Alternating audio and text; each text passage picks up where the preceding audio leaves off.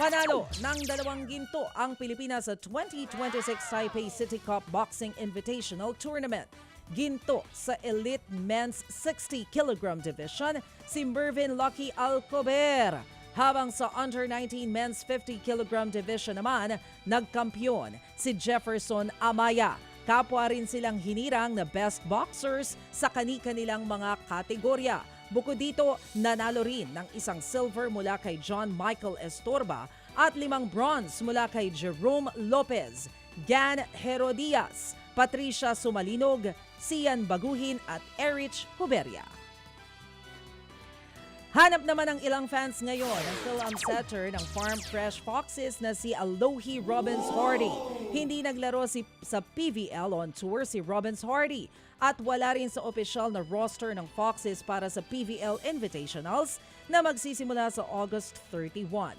Wala pang opisyal na pahayag ang pamunuan ng koponan tungkol sa kinaroroonan ng setter. Tinatayang malaking dagok naman ito sa kampanya ng Farm Fresh kung hindi nga makakalaro si Robbins Hardy. Isa siya sa mga mahahalagang piyesa ng koponan sa kauna-unahan nilang semifinal finish noong All-Filipino Conference. Nagtapos sa ika-4 na pwesto ang Foxes, ang pinakamataas na naabot nila mula nang sumali sa liga 3 taon na ang nakalilipas. Nitong on tour, 2 ang naipanalo ng Farm Fresh sa 3 laro.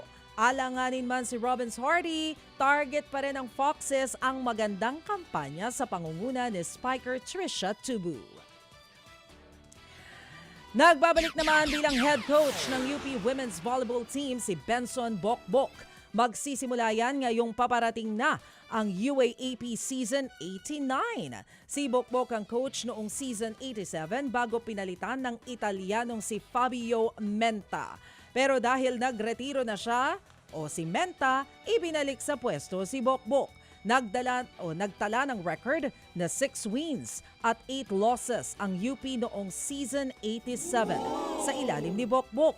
Nitong nagdaang Season 88, 5 lang ang naipanalo ng Maroons sa 14 na laro. Sa ngayon, focus daw muna ni Coach ang pag-rebuild sa koponan nang hindi nagbibigay ng matinding pressure sa mga player. Isasabay ni Bokbok yan sa trabaho bilang assistant coach sa Farm Fresh Foxes sa PVL.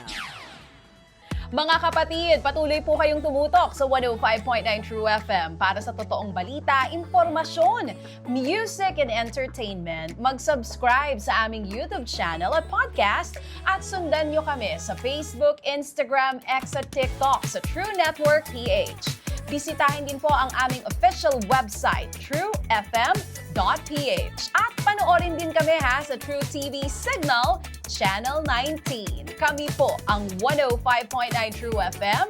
Laging true sa'yo, kapatid.